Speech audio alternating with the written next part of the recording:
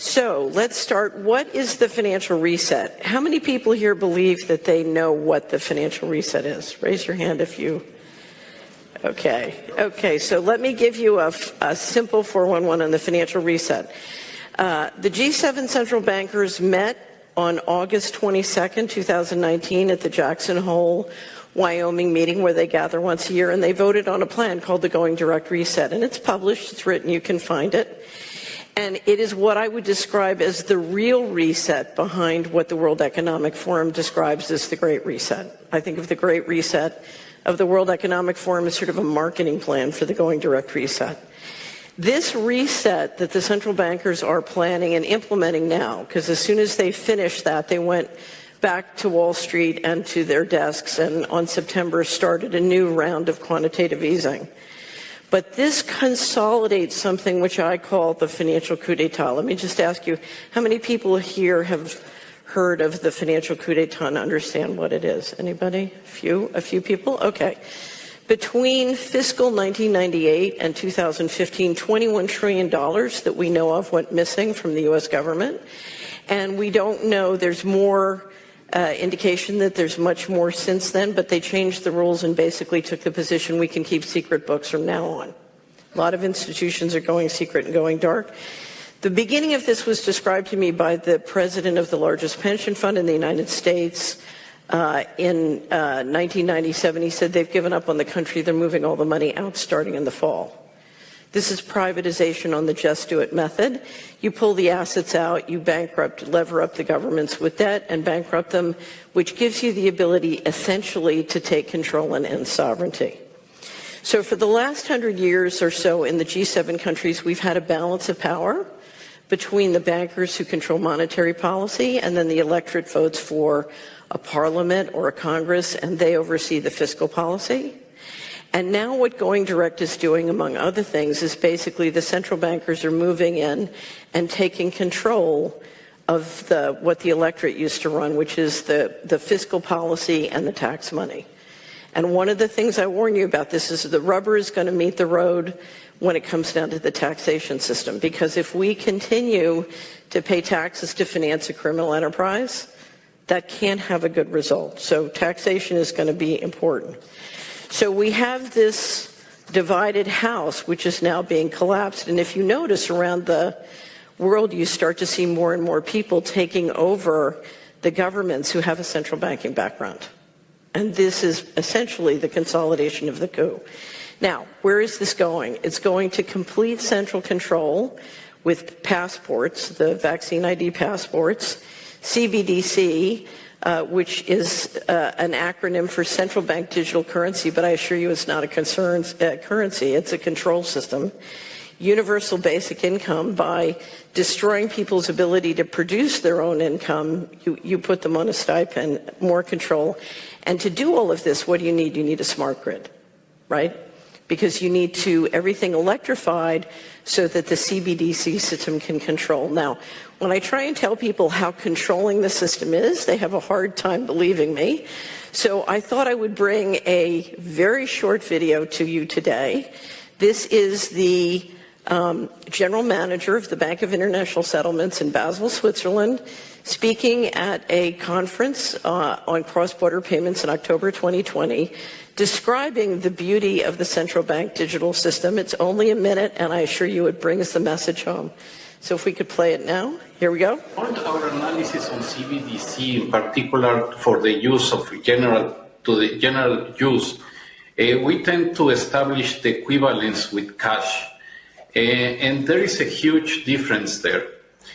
For example, in cash, we don't know, for example, who's using a $100 bill today. We don't know who is using a 1,000 peso bill today. A key difference with the CBDC is that central bank will have absolute control on the rules and regulations that will determine the use of that expression of central bank liability. And also, we will have the technology to enforce that. Those two issues are extremely important, and that makes a huge difference with respect to what cash is. Okay, so what that means is if you have money in your bank account and the new rule is you're not allowed to transact further than 5 kilometers from your home, your card won't work more than 5 kilometers from your home. If they don't want you buying pizza, you can't buy pizza with money in your bank account or with your card. It is complete control, and it solves the taxation without representation problem, because if they want more taxes, they just come take it out of your account. So when the World Economic Forum said it's 2030, you have no assets and you're happy, what I hear is it's 2030, we took all of your assets and you're mind controlled. Okay? So that's sort of English. Okay, so what are some useful steps? For 10 years, I'm no longer doing it, but for 10 years I helped individual families with investment advisory, and everybody was sort of looking for a way to duck or get around Mr. Global. And unfortunately, the period of getting around or ducking or staying in the middle of the road is over. So I'm going to outline 5 steps that I want you to consider, and the first one is pick a side. We are at a fork in the road. One road leads to slavery, the other road leads to freedom. And you have to decide which side you're on. Okay, we can clap for that. So I did this early. So the process we're all going through together now, I did very early. I started in the 90s. And I had to literally go through a process where, as a very wealthy, successful person, I had to give up everything one by one by one. And you come down to sort of the last phase and you have freedom or your life, and you have to choose. And I chose freedom, and that's when the miracles started. So I'm alive, it worked. But no promises, you have to pick a side, and you have to, this is a burn your boats kind of situation. You can't go back. The second thing you need is a good map. The last speaker did a good job of describing this. We live in a world where there's an official reality or a simulated reality, and it's very much created by what we're now calling, thanks to Brian Garish of UK Column News, the old media. So we have this official reality, but then we have reality. And it's very important that you have a good map of both, and that's why it's so wonderful, particularly here in the Netherlands, that you have such a rich offering of new media. Because new media is doing a great job of trying to help people navigate between the two. Now, you need a map of both the official reality and reality. You need the official reality because you need to meet people where they are. We all are dealing with family and friends who want to stay in the official reality, and we need to know what it is and how it works so we can meet them where they are. But you don't want to use the official reality for risk management, because that's how people lose money. They lose money to financial fraud. They lose money to health fraud. If you're going to invest your time and money, you need to know the other reality, and you need to be able to use both maps with discretion. Okay? So if you use your official reality map for risk management, you're going to lose a lot of time and money. If you use your reality map to have a dinner party with friends who don't want to know about reality, you're going to lose a lot of friends. Okay, and so part of this, we live in a multiple personality disorder world, and so one of the ways you need these two maps, but you need to be able to use both maps to navigate successfully and be effective. Okay, because effective means you don't need to drop truth bombs on people in the middle of dinner parties. Okay, so again, you need a map of reality and official reality. The toughest thing in building a good map of reality is there's a great deal of unanswered questions. I'm a big believer in the sort of meme of unanswered questions. And I think when there's a great deal of uncertainty and we don't have good intelligence, we can ask questions, and the richness of that process of asking questions helps us fill in a map. It's like making a jigsaw puzzle and filling it out. And one of my favorite things to do on the Solari Report is to ask unanswered questions, because even as I'm trained as a portfolio strategist. In Wall Street, if you had 3% knowledge, you could make a lot of money up against people trading with 1% knowledge. So, we can't wait until we have perfect knowledge to take action. So unanswered questions is a way to deal with it. The biggest problem I find most people have in the unanswered questions area is we have literally divided into separate civilizations. And so we've had a group of people since World War II who've taken huge amounts of money stolen in secret or siphoned in secret, who've built very powerful, invisible technology, and the rest of us kind of didn't notice. You know, we're busy doing what we're doing, and these guys are taking and building this technology behind a wall of secrecy. And we have literally become as if separate civilizations and with very different learning metabolisms and very different maps of the world. So anything we can do to figure out and get educated in invisible technology would be very helpful and help to explain reality. Let me give you a couple of examples. Surveillance technology and control files. We're watching 190 plus presidents behave in very incoherent, illogical ways, right? That's because a lot of them have control files, and that was generated by the surveillance system. Understanding that is helpful. People like Snowden have come along and tried to explain it to us. A second one that I deal a lot with and publish a lot about is mind control. We are dealing, to a certain extent. Well, I'll tell you this. I'll give this as an example. In 2001, before 9/11, I did a series of speeches in New Zealand, Sweden, the City of London, and in most of the 50 states in the United States. And in every audience, I said to the audience, "How many people here watch TV?" And less than 10% of the people would raise their hand, and I realized, oh, my audience are people who don't own TVs. That's my audience. And that's because, and you're seeing this bifurcation, and it's splitting families and friends everywhere. You know, you have a group of people who want to stay in the official reality. A lot of times they ingest an enormous amount of the old media, and they do it by digital mechanisms. And one of the things influencing that is mind control. It's a big topic. If you go to the Solari report and put mind control in the search box, we have collections of all of our favorite books, videos, and sort of documentaries to help you grapple with that. Weather manipulation, a very big topic. Also, engineering acts of war that look like natural disasters is another area. It's a big topic. There's a lot of unanswered questions. But if you look at, again, 190 presidents or prime ministers, all basically speaking the same script, what is the power and force that could do that?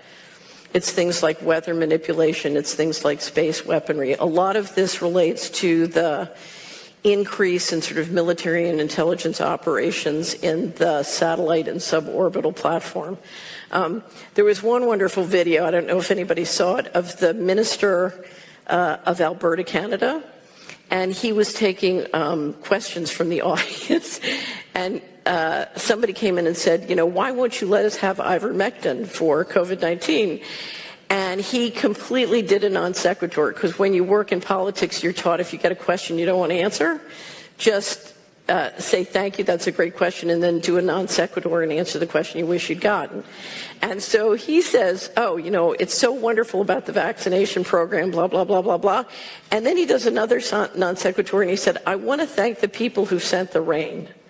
If we didn't have rain, because we're so dependent on the farmers and the agricultural business, we'd be in real trouble. So I want to thank the people who sent the rain.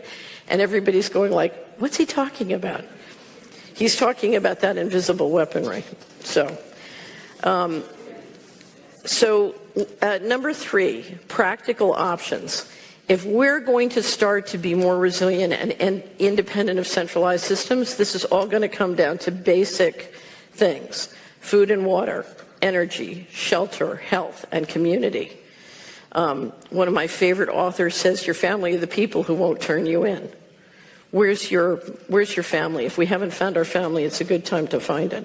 It's really funny. I'm looking at Robert Duper over here, who's my partner, and thanks to Robert, I get to live in the Netherlands. Thank you, Robert. Round of applause.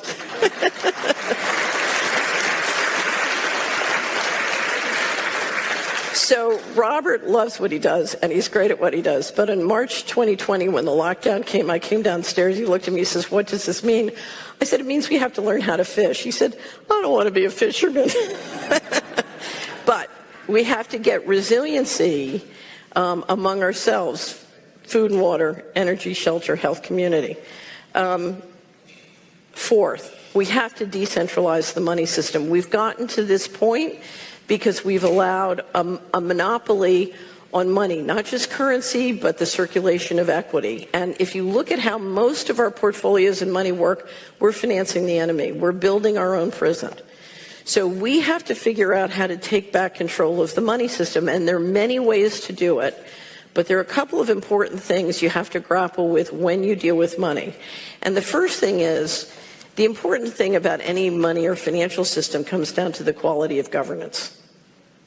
The reason the current financial systems are so powerful is because their governance is backed up by awesome force. We won't have awesome force to back up ours.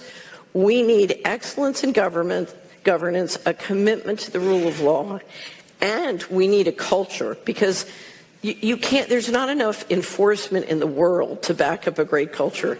That enforcement has to come not just from law, but from culture. I'll never forget, one of my favorite allies in Washington used to say, culture is the integration of the divine in everyday life. And we need that kind of culture. So we're going to have to decentralize the transaction system, and that system is going to have to be both physical and digital. We need the digital for efficiency, but we need the physical to keep it honest and to keep it real. Any all-digital system can be captured. Jan was very nice to mention we have a campaign going called Cash Friday. We're trying to get everybody to return fashionability to cash. And we have many wonderful subscribers who write in and saying, I'm doing all cash now, and all the local businesses are giving me a 10% discount. It's great. So think in terms of, you don't want an all-digital system. For the use of digital, I suggest what we need, and this comes from a wonderful ally named Bill Binney. We need to integrate into all the school and homeschooling curriculums. We need to teach the kids how to make encryption systems. What Bill said, if we can get hundreds of people in a community creating lots of encryption systems and changing them and rolling them over, he said they can't deal with it, it'll drive them crazy. And he used to be the top technical guy at the NSA, so I believe him. And then one other thing, and probably the most important thing, there's a line in Scripture, and now abideth faith, hope, and charity, but the greatest of these is charity. When you are in a fork in the road and some people want to take you into tight central control, into dystopic transhumanism, into very totalitarian kinds of systems, it's very easy to get frustrated, it's very easy to get angry, it's very easy to get mad. And I'm not saying don't do those things, but we need to channel it in a way so that we don't lose our love and we don't lose our empathy. Because our power comes from the fact that we're human. Our power comes from our empathy, and unfortunately, we are in a situation where the people who lack empathy have been very good at finding each other and conspiring together. And so we need a way to find each other and conspire with each other and deal with tremendous evil without losing our empathy and without losing humanity. Because we need a human civilization. So think of, at the root of this, we need to build a human civilization, and we need to build a human civilization with decentralized systems, starting with the currency and the equity in the financial system. But remember, our power comes from our spiritual power, our emotional power, our energetic power, our intellectual power, and more than anything, our imagination. One of the things I always say, now is not the time in our history to have a failure of imagination. And so faith, hope, and love, that is what we need. And each person is different.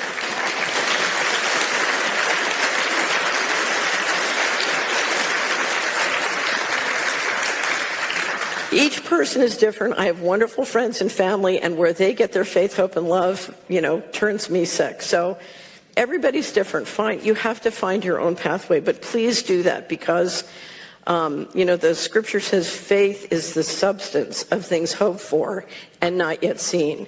And I can't tell you how many times I've spent fighting with Mr. Global, where I was completely in the corner. It was absolutely hopeless. My lawyer said, you have to settle, you have to concede, you have to quit. And I said no. And as soon as I said no, suddenly an option that wasn't there got created. It's the power of intention. And science, in fact, has shown us that intention can change material reality, including at great distances. And that is the power that we have. So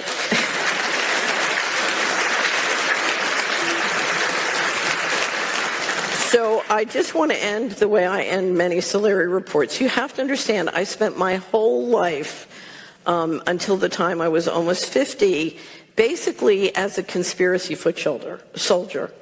You know, I was raised to believe that conspiracies were great. They were wonderful things. You got a group of people together and you came up with a plan and then you ran around in secret and you got them implemented, because the future is built through transactions. You know, you have a vision and then transactionally you build into it by building businesses or building projects or building all these things. We thought of conspiracies as wonderful, and it wasn't until I got kicked out of the establishment that I discovered that people thought conspiracies were bad. It was like, well, wait a minute, most conspiracies are legal. They, you know, you just sneak around and you have to do them in secret. And so I realized, well, how are these people going to build a future if they think conspiracies are bad? Because we have to get together and organize and transactionally build our future. So I always ended the Solari report by saying, don't ask if there is a conspiracy. I mean, you don't have to ask now. It's pretty obvious, right? Don't ask if there is a conspiracy. If you're not in a conspiracy, you need to start one. Okay, and it looks to me like there's a lot of good people to conspire in this room, so you know what to do. Ladies and gentlemen, thank you again for the opportunity. Thank you to the organizers.